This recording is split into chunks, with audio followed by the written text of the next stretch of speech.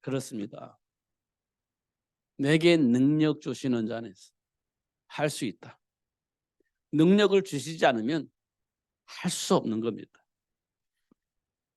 다니엘과 세 친구들이 우상 숭배를 거부하고 사자굴을 선택하고 풀무불을 선택을 했습니다.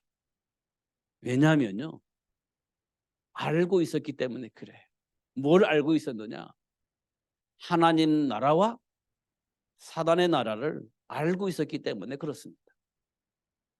하나님 나라를 모르면 사자굴을 선택할 수가 없어요. 하나님 나라를 모르면 풀무불을 선택할 수가 없습니다. 마귀의 일을 모르면 풀무불을 선택할 수가 없고 사자굴을 선택할 수가 없습니다. 마귀의 일을 알기 때문에 사자의 굴을 선택을 한 겁니다. 하나님 나라를 알기 때문에 풀무불을 선택을 한 겁니다. 이게 우리 굉장히 중요한 겁니다. 우리는 어디에 그걸 볼 때마다 우리는 뭘 보냐면 사자굴에서 살아나왔다. 여기에 우리는 은혜 받습니다. 풀무불에서 살아나왔다. 여기에 우리는 은혜를 받습니다.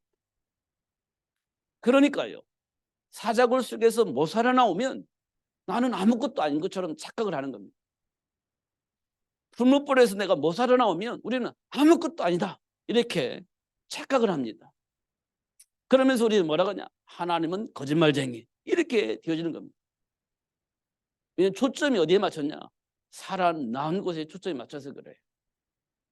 근데 우리는 뭘 봐야 되냐면 다니엘과 세 친구들이 왜 그런 선택을 할 수밖에 없었는가? 하게 되어졌는가? 사자굴 속에서 살아나오려고, 풀무불에서 살아나오려고? 그게 아닙니다. 사단의 나라를 보았기 때문에, 하나님 나라를 보았기 때문에 먹든지 마시든지 뭘 하든지 중요하지 않아요. 사단의 일에 속지 않고 하나님 나라를 누리는 겁니다. 그게 다니엘과 세 친구들이 그런 선택을 할 수밖에 없는 축복이었습니다. 우리는 봐야 됩니다. 삶의 현장에 있는 문제가 무엇인지, 배후에 어떤 것들이 작동되어지고 있는지 우리 봐야 되는 겁니다. 정말 중요한 거예요. 우리는요, 문제 해결하는 데 초점 맞추면 하나님이 주신 축복을 오해합니다. 그래서 결과를 가지고 하나님 거짓말쟁이야 이렇게, 나 그런 하나님 안 믿을 거야 이렇게 말할 수 있는 일이 벌어지는 겁니다. 그걸 보고 우리는 시험 들었다 이렇게 얘기를 합니다. 왜죠? 내가 원하는 것이 열매로 안 나타나니까 그래요. 내가 원하는 것이 열매로 나타나야 되는데 안 나타나. 하나님 믿을 필요가 없지. 시험 드는 겁니다. 그렇게 되어지는 거예요.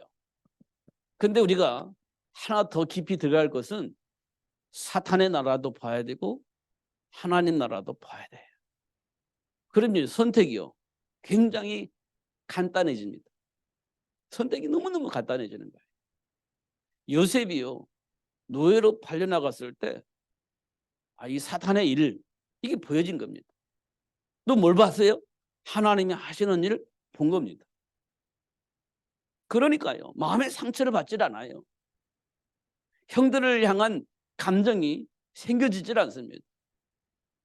왜냐하면 사단이 어떤 짓을 하고 있는지, 어떤 방법으로 공격해서 하나님의 일을 방해하고 있고 하나님의 일을 왜곡하여서 누리지 못하게 하는지를 보았기 때문에 그래요. 그게 요셉의 삶의 현장에 드러났습니다. 굉장히 중요한 얘기입니다. 정말 중요한 일이에요.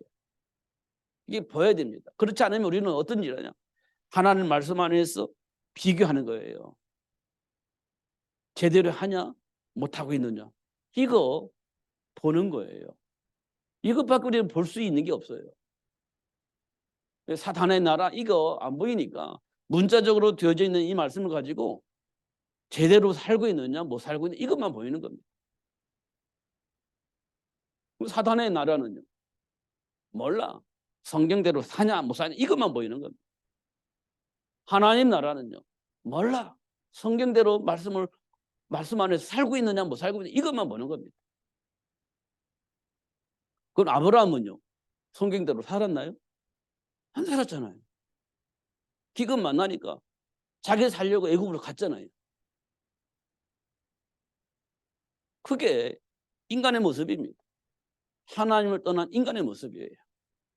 그 속에서 하나님이 하시는 일을 못 본다면 아브라함은요. 절대 복의 근원으로 복을 받을 수가 없어요. 누가 그걸 인정하겠습니까? 인정할 수 있는 사람 없죠. 야, 너가 그렇게 하나님이 너를 복의 근원으로 삼았는데 너 하는 거 보니까 삭수가 노랗다. 우리가 할 수 있는 일이 그거밖에 없어요. 어떻게 복의 근원이 되겠냐? 이렇게 이제 볼 수밖에 없는 거죠. 근데 우리가 하나 더 보면 사단이 어떤 방법으로 왜곡하고 속이고 있는지, 하나님은 그를 통해서 어떻게 역사하고 계시는지 이거 우리가 봐야 되는 겁니다. 그게요, 안 속는 방법입니다. 하나님 분명히 그렇게 하시잖아요. 이게 어디에서 일어나는 일이냐면 우리 삼위 현장에서 일어나는 거예요. 자, 우리가 한번 봅시다. 이스라엘 백성들이 애굽의 노예로 살고 있었잖아요. 노예 생활하고 있었습니다. 문제죠. 이스라엘 백성들이 로마의 속국으로 왔습니다. 문제죠. 이스라엘 백성들이 노예 생활 살고 있을 때 소원이 뭐냐? 노예에서 해방되는 겁니다. 노예에서 해방되는 거예요. 로마의 속국에 살고 있는 이스라엘 백성들이 소원이 뭐냐? 로마의 속국에서 벗어나는 겁니다. 이게 이스라엘 백성들이 소원입니다. 그잖아요. 노예로 살고 있는 그 현장에서 빠져나오는 거예요. 속국 현장에서 빠져나오는 겁니다. 이게 소원이에요. 그게 이스라엘 백성들이 로마의 속국에 살고 있을 때 예수님 오셨잖아요. 십자가에 못 박혀 죽으시고 3일 만에 부활하셨어요. 그리고요, 예수님이 제자들과 함께 40일 동안 하나님 나라에 대해서 강론을 했습니다. 40일 동안 하나님 나라에 대해서 강론을 했어요. 제자들이 그 말을 들은 거예요. 그리고 난 다음에 제자들의 질문입니다. 어떤 질문이죠? 예, 알아들었습니다. 근데요, 그들이 소원을 하나밖에 없어요. 로마의 속국에서 빠져나오는 날이 언제입니까? 하나님 나라에 대해서 40일 동안 하나님께로부터 강론을 들었는데 결국은 무슨 질문하냐? 로마의 속국에서 우리가 언제 빠져나오겠습니까? 언제 해방되겠습니까? 이렇게 질문을 해요. 이게 우리 안에 각인되어 있는 겁니다. 메시지에 안 들려요. 왜냐하면요, 로마의 속국에서 빠져나와야 된다고 하는 이 각인된 생각 때문에 예수님께서 40일 동안 하나님 나라의 말씀을 하셨는데 결국은 어떤 질문하냐? 로마의 속국에서 언제 빠져나오겠습니까? 이 질문하는 거예요.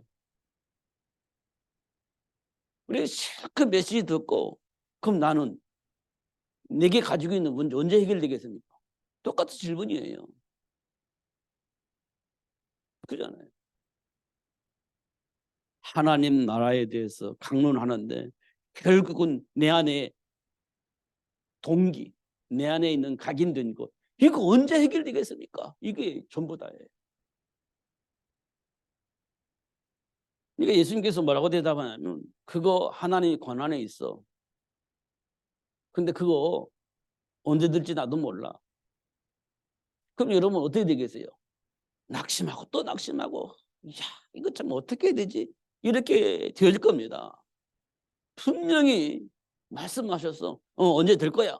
할렐루야. 그때 나 몰라. 얼마나 낙심하겠습니까? 그 예수님을 믿겠어요? 따르겠습니까? 우리는 안 따를 겁니다. 모른다는데 언제 해결할지 모른다는데 그 예수님을 따르겠습니까? 안 따르지. 그게 사도행전 1장에 기록된 내용이에요. 그런데요, 그들이요, 예수님의 말씀 듣고 기도합니다. 그들이 예수님의 말씀을 듣고요. 근데 나는 모르겠는데 너희들이 성령이 임하면 하나님 나라를 이루어나갈 거야. 기도하기 시작하잖아요. 그래서 사도행전 2장에 보니까요, 성령이 임하니까 비로소 예수님께서 무슨 말씀하셨는지를 알게 되는 겁니다. 비로소 알게 돼요. 예수님께서 40일 동안 말씀하신 그 말씀이 무슨 내용인지를 알게 됩니다. 성령이 임하니까. 그러니까 어떻게 해요? 이제 로마 속국이 중요하지 않아요. 예수 그리스도 이 말을 전달하는데 올인하는 겁니다. 그게 사도행전 2장 역사예요. 근데 그 현장에 날마다 제자의 수가 더해지더라. 이 말을요, 조금 이해가 되는 겁니다. 조금. 아, 그랬구나. 여러분, 이 말을 기억을 해야 됩니다. 애굽에 있는 사람은요, 그 노예로 살고 있는 빠져나오는 것이 목적이에요.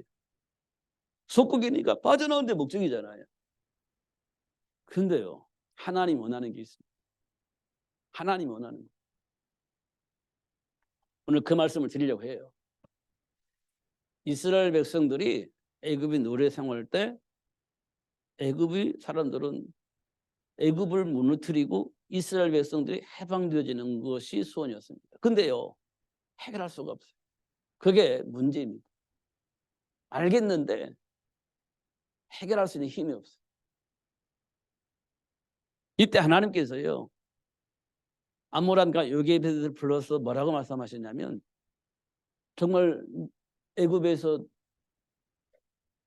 노예에서 해방되어지기를 원하느냐? 이렇게 한번 질문을 했지 않았겠나 이런 생각을 합니다. 상상을 해볼 때. 예, 그렇게 했겠죠.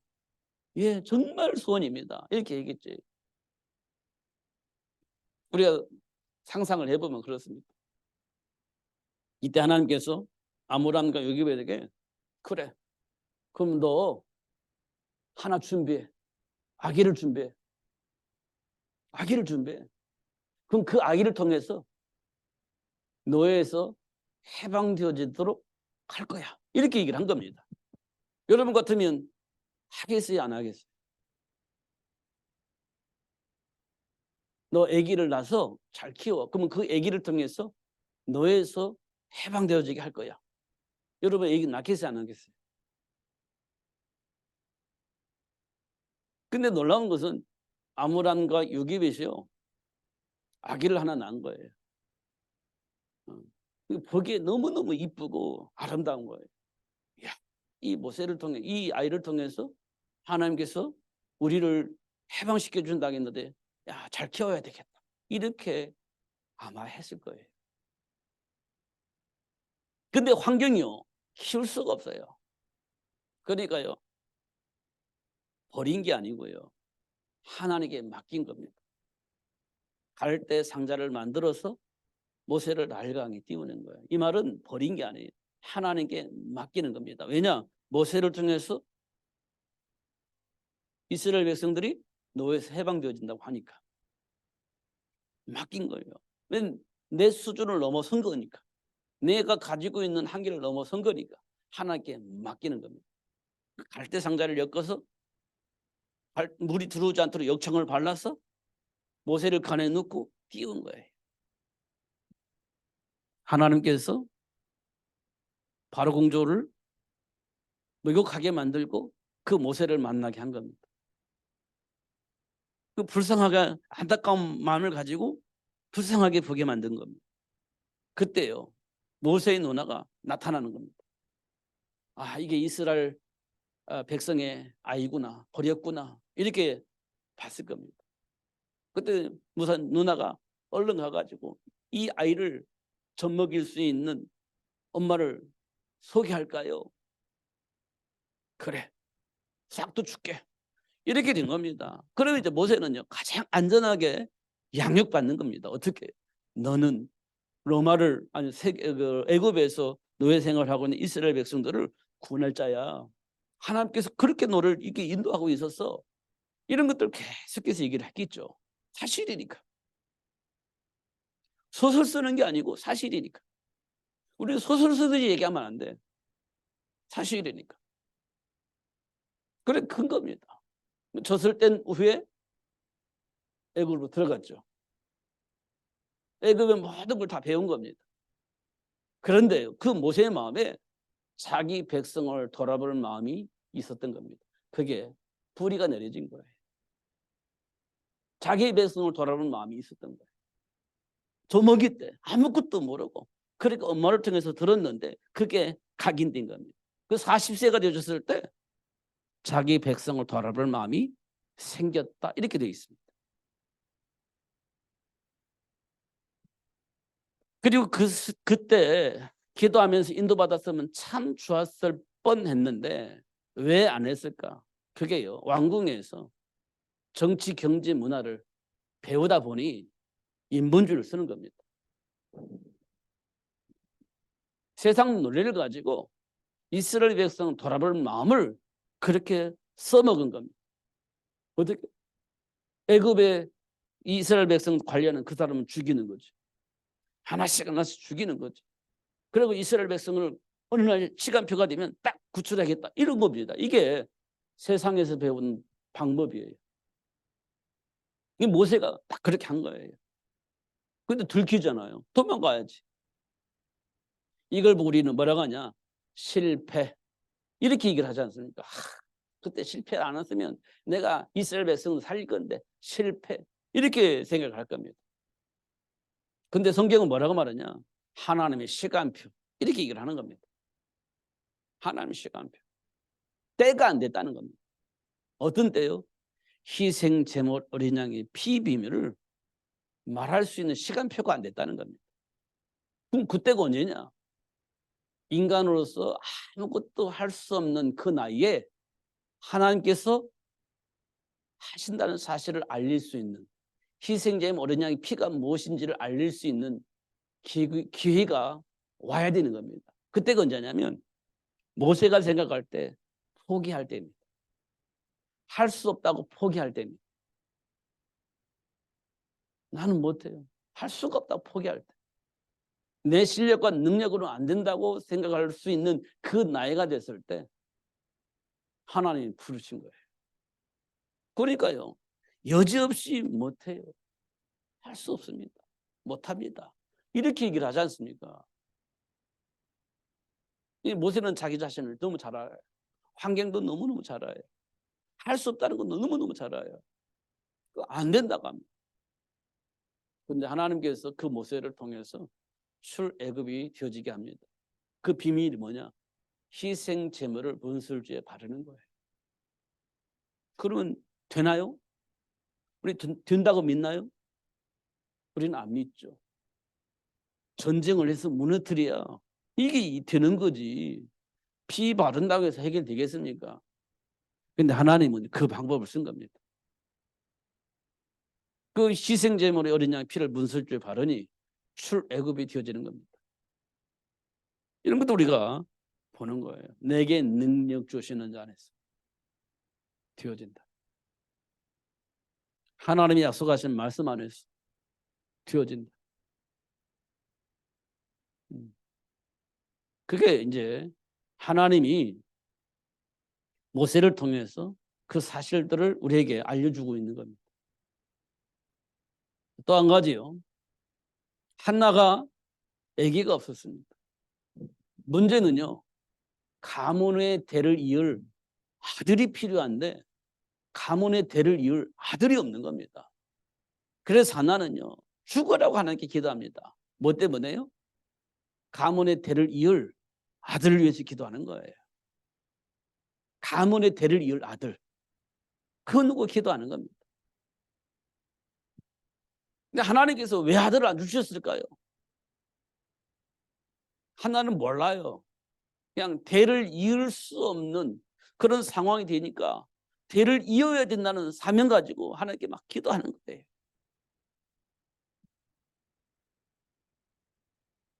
근데 아들을 안 줍니다. 그렇게 기도하고 부르짖고 막 별짓을 다 했는데 아들을 안 줘요. 그 엘리 제사장이 볼 때 대낮부터 술 먹고 저게 뭐 하는 짓인지 이렇게 본 겁니다. 그러면 막 갈급하게 부르짖는 겁니다. 근데 응답을 안 해요. 하나님께서 한나에게 주신 메시지입니다. 아들을 주면 뭐 되어 있는 거지. 그것이 끝입니다. 하나님 원하는 것은요, 몰라, 중요하지 않아. 그건 대를 이으면 끝이야. 그거 응답받으면 끝이지 뭐. 그럼 할렐루야 그렇게 할 겁니다. 하나님이 나에게 아들을 주셨다, 대를 이을 아들을 주셨다, 그럼 끝이지. 하나님이 원하는 거는요, 몰라, 중요하지 않아. 그게 한나가 기도할 때의 마음입니다. 근데 그런 한나에게 하나님이 원하시는 것을 알게 하신 겁니다. 하나님이 원하시는 것, 하나님과 소통하고 하나님과 함께하는 삶의 비밀을 알 수 있도록, 그럼 누군가가 전달해 줘야 되는데 전달할 자가 없다는 사실을 그때 알게 되는 겁니다. 그 한나가 예 알았습니다, 아들 주세요. 그러면 하나님의 말씀을 전달할 수 있는 아들로 하나님께 드리겠습니다. 이게 딱 정리되니까 하나님께서 한나에게 아들 주잖아요. 그 이름이 사무엘입니다. 우리 잘 확인해 보세요. 하나님이 원하시는 것을 발견하고 기도하면 하나님 원하시는 그 일 때문에 하나님께서 응답하시고 역사하신다는 것. 이게 굉장히 중요한 겁니다. 이전에 뭐가 있죠? 삶의 문제가 있는 거예요. 이걸 알게 하시려고 우리에게 삶의 문제를 줘요. 이걸 보고 우리는 현장의 문제, 이렇게 우리가 보는 겁니다. 현장의 문제, 이게 보는 거예요. 그 이 속에 뭐가 있죠? 하나님이 준비하신 축복이 있는 겁니다. 다시 말하면 하나님의 계획이 있죠. 문제 속에 하나님의 계획이 있는 거예요. 이거 확인할 수 있죠. 그런데 가장 중요한 것은요, 하나님 나라를 이루어나갈 수 있는 제자가 필요합니다. 이걸 보고 우리는 렘넌트라고 하죠.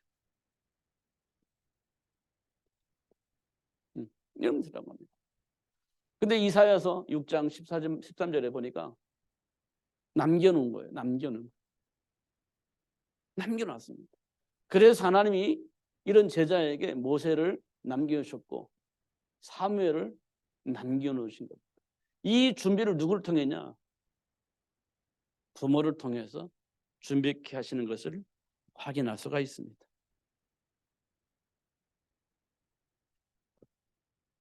잘 확인하셔야 됩니다. 정말 확인하셔야 돼요. 그런 삶의 문제가 있습니다. 크게 보면 삶의 문제가 있는데 첫 번째 문제는 뭡니까? 현재의 문제입니다.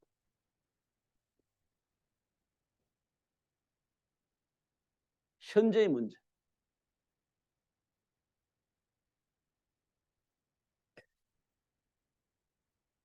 이걸 보고 우리는 현장의 문제라고 하죠.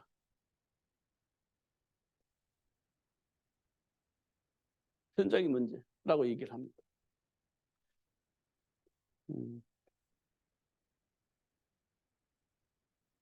이걸 다른 말로 말하면 부모 문제, 이렇게 볼 수가 있습니다. 그다음에 미래의 문제가 있습니다. 이걸 자녀의 문제, 이렇게 볼 수가 있습니다. 미래의 문제가 자녀의 문제로 우리가 볼 수가 있습니다. 이 문제들 시작이 언제냐? 시작. 이 우리는 창세기 3장에서 이제 보는 거예요. 창세기 3장 문제가 뭐냐면 하나님이 주신 언약을 이해를 했느냐 못했느냐, 이게 이제 창세기 3장 문제예요. 언약을 주신 이유를 이해를 했느냐 못했느냐, 이 부분입니다. 창세기 3장 문제가. 두 번째는 무슨 문제냐면 사탄의 왜곡 문제입니다. 사단의 왜곡, 사단의 일을 아느냐 모르느냐, 사단의 존재에 대해서 아느냐 모르냐, 이게 문제입니다. 이게 창세기 3장 문제입니다. 사단의 일을, 사단이란 존재를 아느냐 모르느냐, 사단이 어떻게 왜곡을 하는지 아느냐 모르냐, 이게 두 번째 문제입니다. 그잖아요. 가장 중요한 것은요, 인간의 정체성의 문제입니다. 인간 정체성 문제예요. 이 말은 뭐냐면 하나님을 떠나느냐 안 떠나느냐의 문제입니다. 하나님과 함께 할 것이냐, 하나님과 함께 하지 않을 것이냐, 이게 창세기 3장 문제예요. 하나님과 함께 할 것이냐, 하나님과 함께 하지 않을 것이냐, 이겁니다. 이게 창세기 3장 문제. 하나님과 함께하면 하나님이 준비한 축복을 누리며 살게 될 것이고요. 하나님과 함께하는 삶을 포기하면 어떤 삶을 살겠습니까? 육신적인 삶을 사는 거예요. 하나님과 함께하는 것이 아니라 육신적인 삶. 그 육신적인 삶을 살 수밖에 없는 배경은 누구예요? 사단의 속임수입니다. 육신적인 삶을 사는 거예요. 계속해서 두려움 속에서 떨면서 사는 거죠. 그게 창세기 3장 문제입니다. 그 시작이에요. 시작. 지금까지 우리가 이렇게 살 수밖에 없는 시작이 창세기 3장 문제. 그럼 이 문제를 우리 해결받아야 되잖아요. 해결책입니다. 해결책. 이게요, 여자의 후손입니다. 창세기 3장 15절. 이게 해결책이에요. 근데 이 말을 안 믿으면 우리는 뭐 하겠습니까? 우상숭배하는 거예요. 운명과 팔자를 생각하고 전보고 그렇게 하는 거예요. 창세기 3장 15절로 답을 내지 못하면 우상숭배하는 거예요. 종교생활을 하는 겁니다. 열심을 최선을 다해서 사는 거예요. 세상 사람들이 말하는 것처럼 마음을 비우고 사는 겁니다. 여자의 후손을 모르면 그렇게 사는 거예요. 열심히 양심껏 최선을 다해서 올바르게 살아보려고 노력을 하는 겁니다. 그게 너무너무 좋잖아요. 양심적으로 거짓말하지 않고 정의롭게 살면 되는 거 아니에요? 굉장히 멋있게 보이잖아요. 양심적으로 속이지 않고 정직하게 정의롭게 멋있잖아요. 그런데요, 해결이 안 되는 겁니다. 인생 문제가 해결이 안 되는 거예요. 그런데 그렇게 살아야 된다 우리는 뭐 갖고 있잖아요. 그렇게 하면 세상이 바뀔 거라고. 근데 놀라운 것은요, 그렇게 안 된다는 겁니다. 정말 맞는데 그렇게 안 사라지는 겁니다. 그게 문제지. 알겠는데 안 사라져 그렇게. 근데 살고 있는데 막 운명과 팔자처럼 저주와 재앙이 와. 난 잘못할 게 하나도 없는데 뭐 저주와 같은 재앙이 내가 물밑에 들어오는 거예요. 이거 웬일이냐 이거. 내가 잘못한 것도 없는데. 정직하게 살았는데, 정의롭게 살았는데, 양심적으로 살았는데 웬 저주와 재앙이 이렇게 나에게 밀려오지? 이렇게 되는 거예요. 그걸 보고 우리는 뭐라고 하냐, 내 팔자가 그렇지, 이렇게 되는 거예요. 안 된다는 겁니다. 뭐 때문에요? 여자의 후손을 알지 못하면. 사단의 머리를 상하게 할 여자의 후손을 모르면 안 된다는 겁니다. 이게 굉장히 중요한 겁니다. 이게 지금까지 뭐 우리 때까지 계속 이 대물림에서 완 거예요. 이게 안 되는 짓을 막 살아온 거예요. 근데 막 안 되는 것이 아니라 막 되어지려고 발부둥고 사는 거예요. 안 되는데도 불구하고 되어지는 것처럼 착각하고 막 발부둥하고 사는 거예요. 지금까지.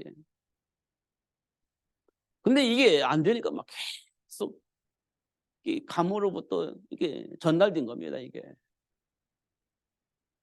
우리는 뭐 잘못된 거 없는데, 잘 살았는데, 양심껏 살았는데 안 되는 겁니다, 이게. 그럼 뭐가 있어야 되냐? 여자의 후손이 내 안에 들어와야 그 문제가 해결되는 겁니다. 여자의 후손이. 여자의 후손이 왜 필요하죠? 지금 나도 모르게 내 안에 뿌리 잡고 나를 저주와 재앙 가운데 빠뜨렸던 그 사단의 머리를 박살내실 분이에요. 그리고 거기서 나를 구원해 줄 분. 그게 누구예요? 여자의 후손, 그리스도, 예수. 이게 내 안에 들어와야 되는 거예요. 이때부터 모든 문제는 끝났습니다. 그러니까 이제 예수님께서 뭐라고 말씀하셨냐면, 이 사실을 온천에 다니며 만민에게 알려라. 이게 예수님께서 부활하신 이후에 제자들에게 하신 말씀이에요. 이 사실을 온천에 다니며 만민에게 알려라. 이게 제자들에게 주신 메시지예요. 근데 우리는 또 그렇게 살면 되겠냐? 그렇게 해서 되겠냐? 이 수준이 아직도 남아있는 겁니다, 우리는. 맞는 말인데 틀린 말이 되는 거예요. 왜냐? 여자의 후손 가지고 여자의 후손이 없으면 문제가 해결 안 돼요. 맞는 말인데 해결이 안 되는 겁니다. 여자의 후손이 필요해요. 그래서 그 사실을 너희는 가서 모든 민족으로 너희는 가서 온천에 다니며 이 사실을 알리라. 이렇게 말씀하고 있는 겁니다. 그러면 그런 사람이 필요하죠. 우리 1천만 제자 놓고 기도하잖아요. 237 나라 5천 중의 사람 1천만 제자 필요하잖아요. 1천만 제자가 어디서 나와요? 생육의 복을 통해서 나오는 겁니다. 우리는 현장에 나가면 있죠. 그 현장에 있는 그 사람이 생육의 복을 통해서 나오는 거예요. 그러면 그 사람을 준비할 수 있는 부모가 얼마나 중요하겠습니까? 이게 굉장히 중요한 거죠. 어떤 부모가 좋겠어요? 나는 비천에 처할 줄도 알고 풍부에 처할 줄도 알아. 모든 일 곧 배부름과 배고픔과 풍부와 궁핍에 처할 줄 아는 일체의 비결을 배웠노라. 배웠다는 거예요. 체험을 했다는 겁니다. 확인이 되어졌다는 거예요. 배웠다. 누군가가 가르쳐 준 거죠. 누가 가르쳐 주시겠습니까? 우리가 말하는 보혜사 성령 하나님이 가르쳐 주신 겁니다. 현장의 일을 통해서 가르쳐 주신 겁니다. 그거를 배웠다. 어떤 걸 배웠어요? 일체의 비결을 배웠다. 어떤 환경 속에서도 대처할 수 있는 힘의 비밀을 배웠다. 그렇게 말씀하고 있습니다. 어떤 환경 속에서도 극복할 수 있는, 아니 하나님이 주신 축복을 누릴 수 있는 일체의 비결을 내가 배웠다. 이렇게 얘기를 한 겁니다. 그 배움이 뭐냐? 내게 능력 주시는 자 안에서, 사단의 일을 멸하신 그리스도 안에서 되어진다는 사실을 알았다. 막 이런 겁니다.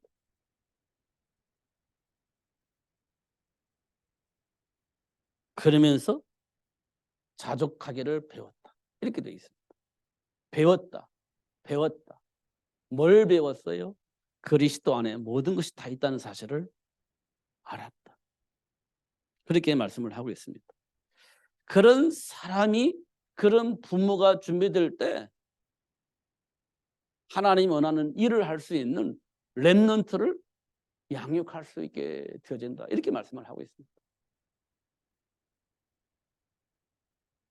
그러면 나는 아직도 이렇게 생각하는데요. 그렇지 않습니다.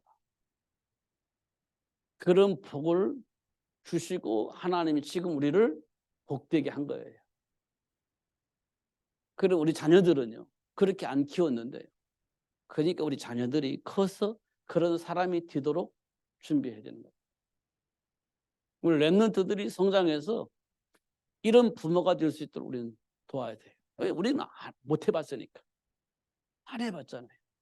우리 부모들 딱 준비했다면 그렇게 준비됐을 건데 안 됐잖아요. 이게 자녀들의 문제가 있잖아요. 그러니까 이제는 우리 자녀들에게 이런 사실을 알려서 이런 부모가 되도록 만들어야 되는 겁니다. 뭐 하면 되겠어요? 하나님 말씀 붙잡고 기도하면, 정말 알고 기도하면 하나님 응답하신다는 거예요. 내게 능력 주시는 자 되어지는 겁니다. 미리 나는 안 돼요, 못해요, 나는 아직 준비가 안 됐어요, 그렇게 생각하면 안 됩니다. 이제 알잖아요. 문제가 뭔지, 해결책이 뭔지. 근데 아직까지 나는 그런 걸 아직 몰라서 막 체질이 있었는데, 그러면 이제 이 사실을 우리 자녀들에 전달해서 우리 자녀들은 나와 같은 부모가 되지 않도록 도와야 되겠다. 이게 이제 하나님이 주신 응답이에요. 그러면 우리 자녀들이 부모가 된다면 누구 같은 자녀들을 만들어낼 수 있겠어요? 모세 같은 인물을 만들어낼 수 있겠죠. 사무엘 같은 인물을 만들어낼 수 있겠죠. 로마서 일꾼, 로마를 복음화했을 일꾼들을 만들어낼 수 있겠죠. 지금 하나님께서 우리에게 주신 시간표입니다. 지금 우리가 막 지금까지 실패했던 인생을요, 발판으로 삼으셔야 돼요. 그것 때문에 난 못해요, 낙심하는 걸림돌이 되지 않고 지금까지 내 인생을 발판으로 삼아서 우리 자녀들에게 하나님이 원하는 것을 전달해 주는 겁니다. 그게 이제 하나님의 소원이에요. 얼마든지 할 수 있잖아요. 내가 실패할 수밖에 없었던 원인 말해줄 수 있잖아요. 그런데 그런 나를 예수님이 불러서 발판으로 삼아서 복되게 할 수 있도록 축복하셨다는 사실 말해줄 수 있잖아요. 그게 아니 하나님의 소원입니다. 놓치지 마셔야 돼요. 절대 놓치면 안 돼요. 그러면 돼요. 안 될 수가 없지. 모세서 써먹었는데 하나님께서. 예수님을 저주하면서 도망간 베드로 써먹었는데 하나님 써먹는 겁니다. 왜? 세계 복음화 때문에, 현장 복음화 때문에, 하나님 나라 회복을 해야 되기 때문에, 하나님을 불러서 써먹으시려고 불렀기 때문에 그렇게 써먹을 겁니다. 절대 낙심하고 좌절하지 마시고 발판 삼으셔서 승리하시는 여러분 되어지기를 예수님으로 축복합니다. 기도하겠습니다. 하나님 감사합니다. 복되게 하시고 또 알게 하시고 누릴 수 있도록 축복하신 하나님께 감사합니다. 이 약속의 삶의 열매로 나타나도록 축복하셔서 세계를 복음화할 수 있는 제전 만드는 그 일에 헌신할 수 있도록 축복해 주옵소서. 1천만 제자 만들어낼 수 있는 삶이 될 수 있도록 역사해 주시고 세계를 복음화할 수 있는 현장의 시스템이 될 수 있도록 축복하여 주옵소서. 예수님 이름으로 기도하옵나이다. 아멘.